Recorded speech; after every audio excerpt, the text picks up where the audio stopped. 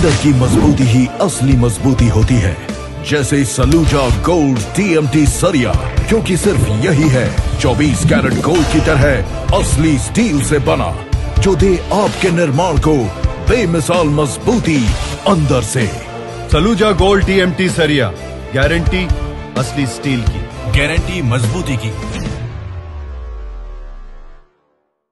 कर्नाटक चुनाव में कांग्रेस की जीत के बाद पहली बार प्रदेश कांग्रेस कमेटी के अध्यक्ष मिन्नत रहमानी सिवान पहुंचे, जहां कांग्रेस कार्यकर्ताओं ने उनका जमकर स्वागत किया। कांग्रेस कार्यकर्ता सरवर इमाम के हरिहास स्थित निवास स्थान पर मिन्नत रहमानी ने प्रेस कॉन्फ्रेंस कर कांग्रेस की जीत का श्रेय राहुल गांधी के साथ साथ पूरे देशवासियों को दिया। प्रेस वार्ता के दौरान उन्होंने कहा कि पिछले कई दिनों से हम लोग लगातार कर्नाटक चुनाव में लगे हुए थे। जिस तरह से कर्नाटक चुनाव का परिणाम आया है, इस परिणाम से होने वाले सभी चुनाव के परिणाम को प्रभावित करने जा रहे हैं। वहीं उन्होंने भाजपा पर कटाक्ष करते हुए कहा कि जिस तरह से इस बार के चुनाव प्रचार में देश के प्रधानमंत्री नरेंद्र मोदी के द्वारा चुनाव के स्तर को गिराने का काम किया गया है, वो लोकतंत्र के लिए सही नहीं है। तो आइए आपको सुनाते हैं सिवान दौरे पर पहुंचे प्रदेश कांग्रेस कमेटी माइनॉरिटी इकाई के अध्यक्ष मिन्नत रहमानी ने और क्या कुछ कहा है प्रेस कॉन्फ्रेंस के दौरान। सिवान के इस सरजमी पे मेरा आना हुआ है, जिसमें कि हम तमाम साथियों का शुक्रिया अदा करते हैं, खास करके हमारे कांग्रेस पार्टी के तमाम साथी जो यहाँ मौजूद हैं। चूंकि कर्नाटक चुनाव में पिछले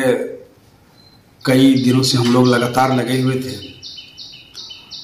तो जैसा कि आपने देखा कि जो कर्नाटक का चुनाव का जो परिणाम आया, ये जो परिणाम है वो निश्चित तौर पे आने वाले तमाम चुनावों के परिणाम को प्रभावित करने के लिए जा रहा है। इस बार के चुनाव के प्रचार में जिस तरीके से भारतीय जनता पार्टी और हमारे आदरणीय प्रधानमंत्री श्री नरेंद्र मोदी जी के द्वारा जिस तरीके से चुनाव के स्तर को गिराने की कोशिश की गई, वो कहीं न कहीं लोकतंत्र के लिए सही नहीं था। उसके बावजूद तमाम सरकारी तंत्रों का इस्तेमाल करते हुए, तमाम अपने सरकारी प्रभाव का इस्तेमाल करते हुए, तमाम संस्थानों का इस्तेमाल करते हुए भी कांग्रेस पार्टी ने मुकाबला किया। और जब से भारत जोड़ो यात्रा राहुल गांधी जी ने शुरू किया, उसके बाद का ये परिणाम रहा कि आज कर्नाटक में जो प्रचंड जीत, वो कांग्रेस पार्टी की जीत नहीं बल्कि कर्नाटक के तमाम लोगों की जीत है, जो कि आपके सामने परिणाम है। लेकिन इस चुनाव परिणाम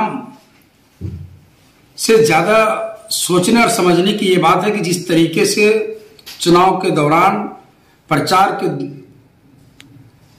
प्रसार में जो भारतीय जनता पार्टी के द्वारा और केंद्र के तमाम मंत्रियों के द्वारा जो कांग्रेस पार्टी के खिलाफ, राहुल गांधी जी के खिलाफ और तमाम स्थानीय स्तर पे हमारे जो वहां के नेता हैं, सिद्धारमैया जी, DK शिव कुमार जी, इन तमाम लोगों के खिलाफ साजिश रचने के बावजूद जब उनको कुछ हाथ नहीं लगा, तब आखिर में जाकर के जाति और धर्म के नाम को भी जोड़ा गया, ध्रुवीकरण करने की भी कोशिश की गई। उन सब का परिणाम रहा कि कांग्रेस पार्टी आज वहां पूर्ण बहुमत के साथ सरकार बनाने के लिए जा रही है। देखिए, इस देश के अंदर में, इस प्रदेश और खास करके तमाम अलग अलग प्रदेशों के अंदर में जो कांग्रेस पार्टी चुनाव प्रचार में होती है, तो जनता से सिर्फ वही वायदे करती है जिसको कि निभाया जा सके। इससे पहले राजस्थान में, छत्तीसगढ़ में जब कांग्रेस पार्टी की सरकार बनी थी, तो जिन जिन वायदों पे हमने चुनाव लड़े, उस वायदे को पूरा करने की कोशिश की गई। और आज पूरे देश के अंदर में राजस्थान की सरकार और छत्तीसगढ़ की सरकार एक मिसाल है। ठीक उसी तरीके से बिहार में भी महागठबंधन की सरकार है। उस सरकार में भी हमारी कोशिश है कि हम ज्यादा से ज्यादा गरीब, आम आवाम, तमाम युवा, बेरोजगार, इन लोगों को लेकर के साथ चलने की कोशिश की जा रही है। तो आपके माध्यम से हम तमाम समर्थकों का भी शुक्रिया अदा करना चाहते हैं कि जो लोग मीडिया और सोशल मीडिया के माध्यम से कांग्रेस पार्टी के लिए प्रचार प्रसार में लगे रहे, बहुत सारे हमारे साथी वहां जाकर के कर्नाटका में जाकर के चुनाव प्रचार प्रसार में लगे रहे, जिसका नतीजा रहा कि आज कांग्रेस की नीति को और राहुल गांधी जी के संदेश को कर्नाटका की जनता ने एक्सेप्ट किया और आने वाले समय में निश्चित तौर पे वही परिणाम आपको जो अलग अलग राज्यों में चुनाव होने के लिए जा रहे हैं उसका परिणाम भी आपको वैसा ही दिखेगा। कांग्रेस, बजरंग दल और बजरंगबली, क्या कनेक्शन है तीनों का? देखिए, सबसे पहली बात तो अफसोस इस बात का है हम लोगों को कि जब भारतीय जनता पार्टी जिस तरीके से चुनाव के दौरान बजरंग दल को बजरंगबली से मिलाने की कोशिश की, इससे बेहद अफसोसनाक बात क्या हो सकती है कि बजरंग दल एक दल है, पीएफआई एक, जिस तरीके से पीएफआई और बजरंग दल की बात उठी थी वो क्या था, वो एक छोटी सी ऑर्गेनाइजेशन है और सिर्फ वही दोनों नहीं, कांग्रेस पार्टी की एक नीति रही है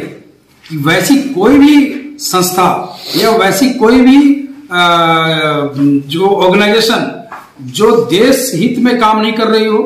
जो समाज को बांटने की कोशिश कर रही हो, वो तो प्रतिबंधित होंगे। लेकिन उसकी आड़ में जिस तरीके से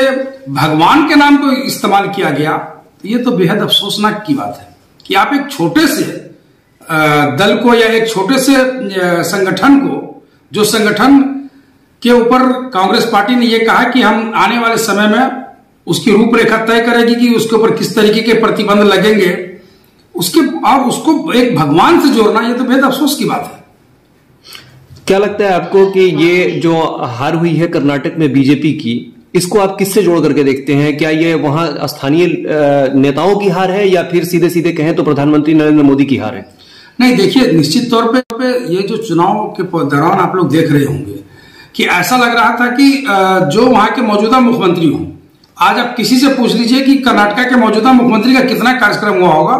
वो बोल नहीं पाएंगे। लेकिन आप कर्नाटका तो छोड़ दीजिए, आप अलग राज्यों में जाकर के अगर पूछिए, आप बिहार में पूछिए तो लोग कह रहे हैं कि मोदी जी हार गए, क्या मोदी जी हार गए? तो ये एक बड़ी विडंबना है। वो हमारे माननीय प्रधानमंत्री जी, सम्मानित प्रधानमंत्री जी हैं, उन्होंने चुनाव को ऐसे स्तर पर लेकर के चले गए जैसे कि वो स्वयं वहां के मुख्यमंत्री के प्रत्याशी हो, जबकि ऐसा रहा नहीं है कभी भी। इससे पहले हमने वाजपेयी जी भी हमारे देश के प्रधानमंत्री रहे, कभी हमने इस तरीके से गली गली घूमते हुए नहीं देखा। डॉक्टर मनमोहन सिंह जी हमारे सम्मानित प्रधानमंत्री 10 साल तक लगातार देश के प्रधानमंत्री रहे। देखिए, ये जो एक पद होता है एक बड़ी गरिमा की पद है और हम तमाम लोग, हमारे लिए गर्व की बात होती है। लेकिन जिस तरीके से चुनाव के दौरान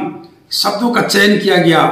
उनके द्वारा, तो देखिए देश की जनता को कब तक गुमराह करेंगे? जाति, धर्म, मजहब के नाम पर जो है, व्यक्ति विशेष के नाम पर जो है, जहां एक तरफ भारतीय जनता पार्टी और नरेंद्र मोदी जी वो मैं की बात कर रहे थे, उस वक्त कांग्रेस पार्टी हम की बात कर रही थी। जिस वक्त वो कह रहे थे कि मुझे गालियां दी गई है, उस वक्त हम कांग्रेस पार्टी गिना रही थी कि भारतीय जनता पार्टी ने क्या क्या 40% से लेकर के क्या क्या उनके भ्रष्टाचार थे कर्नाटका के अंदर। तो यानी कि हम वहां कर्नाटका के लोगों की बात कर रहे थे। जिस वक्त ये अपने मन की बात कर रहे थे, उस वक्त कांग्रेस पार्टी कर्नाटका के मन की बात कर रही थी। तो यही डिफरेंस है भारतीय जनता पार्टी और कांग्रेस पार्टी में। कांग्रेस पार्टी कोई व्यक्ति विशेष की बात नहीं करती है, भारतीय जनता पार्टी व्यक्ति विशेष नहीं, वो एक व्यक्ति की बात करती है। तो ये हमारे और उनमें काम करने के तरीका का यही डिफरेंस है। 2024 में बिहार में किस तरह का बदलाव दिखेगा? निश्चित तौर पे बदलाव 2024 में तो बदलाव तो होना नहीं है। बदलाव तो हमारी अभी यहाँ महागठबंधन की सरकार है और जो रुझान है आज की डेट में, वो निश्चित तौर पे भारतीय जनता पार्टी को अब सबक लेने की जरूरत है कि जिस तरीके से वो ध्रुवीकरण करने की कोशिश हर एक चुनाव में करते हैं, अब जनता जागरूक हो चुकी है। आने वाले समय में अगर उनका यही ट्रेंड रहा तो मुझे लगता है कि शायद उनको 2-4 सीट लेने के लिए भी कि प्रबल दावेदार आपके संगठन से या आपके गठबंधन से कौन होंगे? देखिए, कांग्रेस पार्टी, इस बात को आप देख सकते हैं पीछे जाकर के, या अभी जो रिजल्ट आया है कर्नाटका में, या उससे पहले हिमाचल प्रदेश में कांग्रेस पार्टी की सरकार बनी, तो ये मुख्यमंत्री या प्रधानमंत्री तय ये कांग्रेस पार्टी नहीं करती है। ये कांग्रेस पार्टी तय नहीं करेगी कि कर्नाटका का मुख्यमंत्री कौन होगा। ये विधायक दल तय करेंगे, विधायक बैठेंगे, विधायक दल की बैठक होगी, उसमें तय होता है कि मुख्यमंत्री कौन होगा।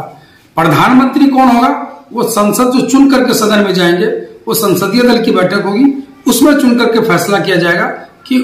उनका नेता कौन हो। तो ये डेमोक्रेटिक सिस्टम है पार्टी के अंदर में, उसमें कोई इस तरह की नहीं है कि कोई व्यक्ति विशेष के नाम को आगे किया जाएगा। तो क्या यह मान लिया जाए कि राहुल गांधी के बयान के मुताबिक नफरत के बाजार जो थे वो खत्म हो चुके हैं और अब मोहब्बत की दुकानें खुलनी शुरू हो गई हैं? नहीं, निश्चित तौर पर जो संदेश देने की कोशिश राहुल गांधी जी के द्वारा की गई, और मुझे याद है कर्नाटका के अंदर में 21 दिन लगभग राहुल गांधी जी उस पैदल यात्रा में थे, और उसी का परिणाम रहा है, क्योंकि वो चाहते हैं इस देश के अंदर में जो माहौल बने वो माहौल ऐसा हो जिसमें कि गरीब हो, अमीर हो, अगरा हो, पिछड़ा हो, हिंदू हो, मुसलमान हो, सिख हो, ईसाई हो, जाति धर्म मजहब अलग अलग मानने वाले लोग हों, लेकिन एक गुलदस्ते के जैसे एक साथ रहे। तो निश्चित तौर पे जो वो संदेश था कि नफरत भरा जो संदेश भारतीय जनता पार्टी कोशिश कर रही थी, उसका संदेश और राहुल गांधी का संदेश ये है कि हम मोहब्बत के पैगाम को लेकर के चला, तो उसका परिणाम है कि आज आपको कर्नाटका के अंदर में भारतीय जनता पार्टी की मजबूत सरकार थी, भ्रष्टाचार की सरकार थी, उसको बदल करके आज कांग्रेस पार्टी की सरकार बनी। कोई क्वेश्चन पूछना है? हो गया। एक चीज और हम इसमें ऐड करना चाहेंगे कि आगामी 21 तारीख को और 22 तारीख को,